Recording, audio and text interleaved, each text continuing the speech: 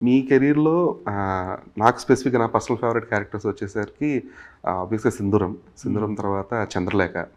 అంటే ఒక నటుడిగా మీలోని ఒక డిఫరెంట్ యాంగిల్‌ని బయటికి తీస్తున్న సినిమాలవి. అంటే ఈ 2 కృష్ణవంశీ గారే.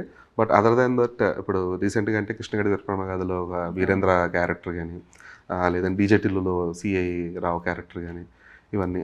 సో వీటికి మీరేమన్నా అంటే ఒక మినిమల్ ప్రిపరేషన్స్ లాంటిది ఏమైనా ఉంటదా సార్? లేదా జస్ట్ సెట్స్‌కెళ్ళిన తర్వాత అంత సెట్స్‌కెళ్ళేసరికి. ఓకే.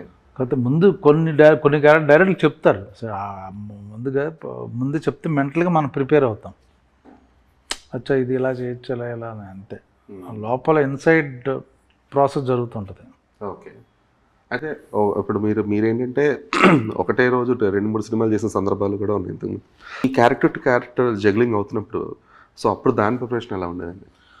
అంటే నేను చాలా చేసేసరికి సినిమాలు చేశాను కాబట్టి నాకు పెద్ద ఆ ప్రాబ్లం ఉండదు. ఓకే. ఇప్పుడు కొత్త వాళ్ళకైతే టైం పడుద్ది. అక్కడి నుంచి ఇక్కడ షిఫ్ట్ ఇవన్నీ ఉంటాయి.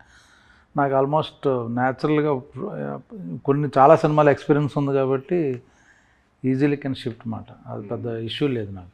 ఓకే.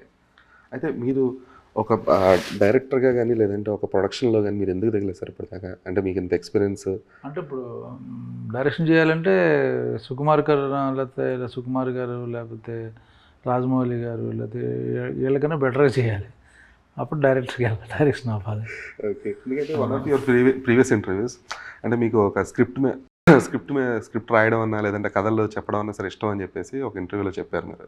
కథలు వినడం ఇష్టం. కథలు చెప్పలేను నేను. అంటే మీ చుట్టూ ఉన్న వాటిని చూసి నేను చిన్న చిన్న స్టోరీస్ ఇలా చెప్పగలుగుతాను అని చెప్పేసి చెప్పారన్నమాట. సో అందుకనే I wanted to ask that.